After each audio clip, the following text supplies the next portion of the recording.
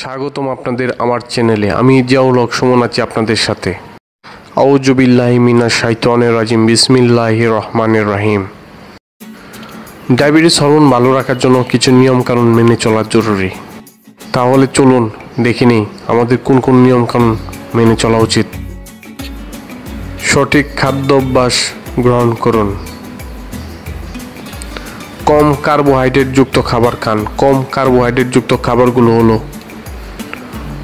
শাক সবজির মধ্যে পালং শাক, ঢেঁড়স, করলা, ফুলকপি, বাঁধাকপি, ব্রোকলি, কচু শাক, মূলা, বেগুন। প্রোটিন সমৃদ্ধ খাবারের মধ্যে ডিম সিদ্ধ বা ভাজা, মুরগি, মাছ এবং গরুর মাংস অন্তর্ভুক্ত রয়েছে। এছাড়া অল্প পরিমাণে ডাল গ্রহণ করা যেতে পারে।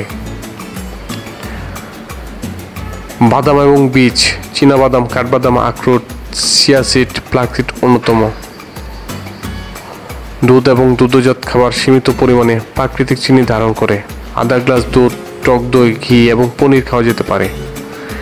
নারিকেল তেল, অলিভ অয়েল, সরিষার তেল, ঘি এগুলো তেল ও চর্বির কার্বোহাইড্রেট নেই। ফলের পরিমাণ সীমিত এবং নির্বাচনের উপর গুরুত্ব দিতে হবে। আপেল, নাশপাতি, জাম, বেরি জাতীয় ফল যেমন স্ট্রবেরি, ব্লুবেরি, এছাড়া পেঁড়াও খেতে পারেন। যেসব খাবার এড়িয়ে চলবেন: মিষ্টি, কোমল পানীয়, কেক, বিস্কিট, আলু। নিয়মিত ব্যায়াম করুন, হাঁটা, জগিং, সাইকেল চালানো। ওজন নিয়ন্ত্রণে রাখুন। অতিরিক্ত ওজন ইনসুলিন রেজিস্ট্যান্স তৈরি করতে পারে, তাই ওজন নিয়ন্ত্রণ রাখা জরুরি। ঘুম ঠিকমতো হওয়া, প্রতিদিন 7-8 ঘন্টা গভীর ও নিরবচ্ছন্ন ঘুম ইনসুলিনের ভারসাম্য রক্ষার সহায়ক।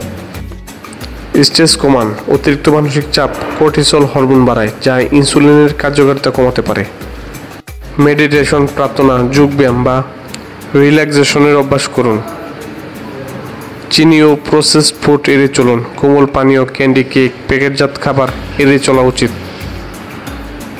পর্যাপ্ত পানি পান করুন। শরীর হাইড্রেট থাকলে হরমোনের কার্যকারিতা ভালো থাকে। Thank you for watching.